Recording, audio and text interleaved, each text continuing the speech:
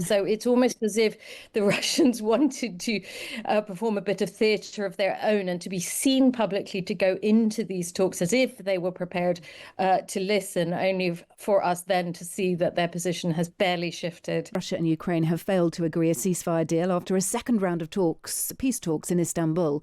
The Kremlin says it suggested a 2 to 3 day pause in certain areas, but Ukraine accused them of rejecting the initial offer of a 30-day unconditional ceasefire. The delegations did accept a new prisoner exchange for those who are under 25, ill or heavily wounded. Was anything else achieved today? Let's ask Catherine Philp, the Times' World Affairs editor, who's in Kyiv at the moment. Catherine, good evening. They have got together and talked before with little outcome of a concrete nature. What I think we've heard from Istanbul today was that, curiously, given the attacks over the weekend from both sides, that the tone was improved and that they were able to discuss these humanitarian issues, one of which was about, as you said, the exchange of badly wounded soldiers and also the exchange of the bodies of 6,000 deceased soldiers that are held by either side. One thing that Russia took exception to was the Ukrainians producing a list of children that have been forcibly kidnapped by the Russian state and taken into Russian-controlled territory. And that I believe it was only a fraction of those known that they actually produced. There was some 300 of them. And it seems that the Russians thought that that was a bit of theatre by the Ukrainians. But one of the Ukrainians' objections to the way that the Russians approached these talks was that they didn't hand over essentially their negotiating position paper before the talks began. So really, it's questionable what you could possibly achieve if you haven't seen what Russia is asking for before you sit down. So I think both sides have gone away with those points to study them with an agreement that we'll meet again. But literally in the last half hour, the Russian state news agency has actually released publicly for the first time what those demands from the Russian side are. And they look almost as maximalist as ever. So it's almost as if the Russians wanted to perform a bit of theatre of their own and to be seen publicly to go into these talks as if they were prepared to listen, only for us then to see that their position has barely shifted. Okay.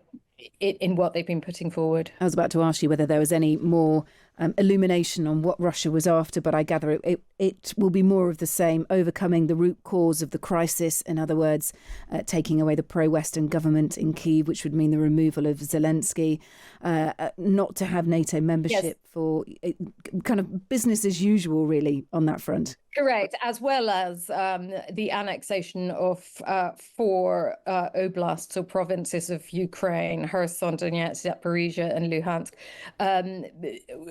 3 of which they do not control in full. They almost don't control Luhansk in full either. So, but they have these are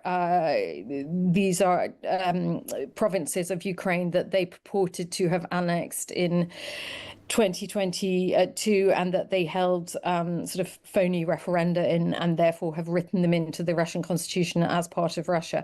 Well, they're not backing down on that at all. I mean, they did up it a bit more when they decided to really go for broke and claim a couple more provinces. I don't know if they think that backing down on those is somehow a concession. The other one is that they want official and international recognition of Russia's annexation of Crimea. And that's not just, they don't just want their control to be recognized. They're essentially asking for the whole world to recognize that Crimea is then. And again, that's a huge ask. Yeah, the US has said that they will do that, but Russia's sticking on the point that the whole world must recognise it. And in kind of a fitting end to the day, there were competing press conferences from both delegations as well. Talks, we understand, or certainly from the Ukrainian side, they proposed holding the next round of talks with Russia before the end of the month, Catherine. Yes, and it does seem that the Russians, at least tonally, were open to that. I think that one has to be, careful about how we view that, because there is an element with the Russians of negotiating for the sake of negotiating. This is a process they are quite happy to draw out without resolution, because there is, quite credible doubt on the Ukrainian side that Vladimir Putin has any interest in any form of negotiation because he believes he can win on the battlefield. Now, whether that strategic calculation will change because of the hits on Russia's long-range strategic bomber fleet over the weekend, that remains to be seen. Yeah, it was an incredible attack by Ukraine using those drones inside Russian territory as well. Catherine, thanks so much for speaking to us. We do appreciate it. Catherine Philp, who is the Times World Affairs editor in Kyiv.